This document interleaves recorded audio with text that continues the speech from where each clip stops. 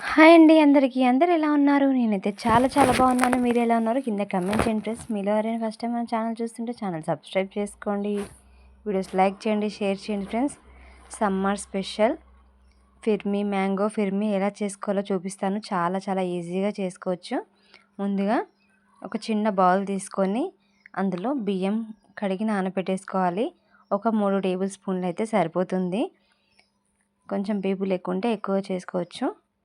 ఇవి బాస్మతి రైస్తో చేస్తున్నాను. కొంచెం ఫ్లేవర్ ఉంటుంది కాబట్టి, లేదంటే నార్మల్ మనం రెగ్యులర్గా యూస్ చేసేదైనా వాడచ్చు. అవి కడిగి ఒక గంట సేపు నానబెట్టేసుకోవాలి. తర్వాత పాలు మరిగించుకుంటున్నాను. కొంచెం చిక్కడివి అయితే చాలా చాలా బాగుంటుంది. ఇవి ఆల్రెడీ మరిగించినవి. అందులో నుంచి కొంచెం చిన్న బౌల్లో కొన్ని పాలు తీసుకోవాలి. ఇవి మరీ ఎక్కువ వేడిగా ఉండకుండా గోరువెచ్చగా ఉన్నా సరిపోతుంది. ఇప్పుడు అందులోకి కుంకుమ స్టాండ్స్ ఉంటాయి కదా, అందులో వేస్తున్నాను కొంచెం కలర్ మంచిగా రావడానికి. ఇవి నానబెట్టేసుకోవాలి. తర్వాత నానిన బియ్యం ఉన్నాయి కదా, ఇవి మిక్సీ పట్టేసుకోవాలి. వీటిని గ్రైండ్ చేసేసుకొని పాలు మరిగేటప్పుడు అందులో వేసేసుకోవాలి. కొంచెంగా వాటర్, మనం కడిగిన వాటర్ ఉన్నాయి కదా నానబెట్టినప్పుడు, అవి వాటర్ తోటే మనం మిక్సీ వేసేసుకోవాలి కొంచెం మెత్తగా. ఇదంతా ఇందులో కలిసేలాగా కలిపేసుకోవాలి. అడుగు పట్టకుండా చూసుకోవాలి. చూసారా, ఇలా ఉడికించుకోవాలి. మనకి పాల క్వాంటిటీ ఎక్కువ ఉంటే లూజ్ ఉంటుంది, కొంచెం పాలు తక్కువ ఉంటే చిక్కగా అవుతుంది. మీకు కావాల్సినంత మిల్క్ వేసేసుకోవచ్చు.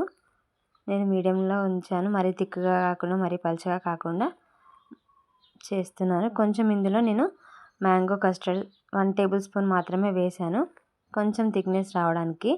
మీకు వద్దనుకుంటే స్కిప్ చేసేయచ్చు కస్టర్డ్ పౌడరు.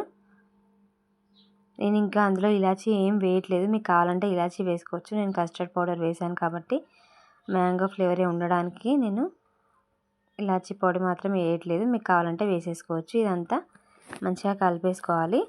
చాలా సింపుల్గా అయిపోతుందండి. బియ్యం నానబెట్టుకోవడానికి కొంచెం టైం పడుతుంది, కానీ ఇది చేసుకోవడానికి చాలా తొందరగా అయిపోతుంది. సమ్మర్లో తప్పకుండా ట్రై చేయండి.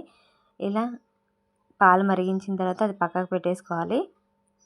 అది రెడీ అవుతుంది కదా. ఇప్పుడు నేను మ్యాంగో పీసెస్ని కట్ చేసుకొని మిక్సీ వేసేసుకున్నాను. ఇది బంగనపల్లి మామిడికాయ అయితే చాలా బాగుంటుంది. ఇలా మెత్తగా మిక్సీ పట్టేసుకొని ఇది పూర్తిగా చల్లారిన తర్వాత మాత్రమే ఇప్పుడు నేను ఇందులో బెల్లం సిరప్ వేస్తున్నానండి. కొంచెం బెల్లంని కరిగించుకొని వేసుకుంటున్నాను. నా దగ్గర ఆల్రెడీ ఉంది. ఎప్పుడైనా ఇన్స్టెంట్గా స్వీట్స్ చేయాలనుకుంటే నేను బెల్లంతో ఇలా కరిగించి పెట్టేసుకుంటాను, దాంతో చేసేసుకుంటాను. షుగర్ చాలా తక్కువ వాడతాను. టీలో కూడా బెల్లం సిరపే యూస్ చేస్తాను కాబట్టి అది నా దగ్గర ఎప్పటికీ అవైలబుల్గా ఉంటుంది. నేను అది మాత్రం యూస్ చేశాను. మీకు కావాలంటే షుగర్ కావాలంటే ఒక 2 స్పూన్లు వేసుకుంటే సరిపోతుంది. తర్వాత ముందుగా మిక్సీ పట్టుకున్న మ్యాంగో ప్యూరీ ఉంది కదా, ఇందులో కలిపేసుకోవాలి. షుగర్ ఇది మరీ ఎక్కువ స్వీట్గా ఉండదండి, మైల్డ్గానే ఉంటుంది. అందుకే నేను కొంచెం బెల్లం సిరప్ మాత్రమే వేశాను. షుగర్ కూడా ఎక్కువ పట్టదు.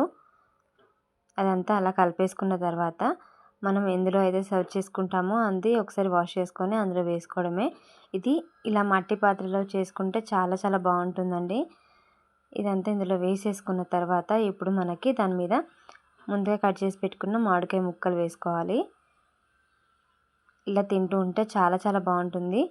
మామిడికాయ ముక్కలు పిల్లలకి ఇలా వేసిస్తే చాలా ఇష్టంగా తింటారు. తర్వాత సన్నగా చాప్ చేసుకున్న డ్రై ఫ్రూట్స్ కూడా వేసుకోవాలి. నేను బాదం, జీడిపప్పు వేసుకున్నాను, పిస్తా, ఈ 3 కలిపి వేసుకున్నాను. మీ ఇష్టం వచ్చినట్టు వేసుకోవచ్చు. డ్రై ఫ్రూట్స్ వేసుకుంటే వేసుకోవచ్చు, లేకపోతే లేదు. మీకు నచ్చినట్టు ఇలా డెకరేషన్ చేసుకొని సమ్మర్లో చల్లగా సర్వ్ చేసుకుంటే సూపర్గా ఉంటుంది. ఇది వేడిగా కాకుండా చల్లగా తింటే చాలా చాలా టేస్టీగా ఉంటుందండి. తప్పకుండా ట్రై చేసి ఎలా వచ్చిందో చెప్పండి.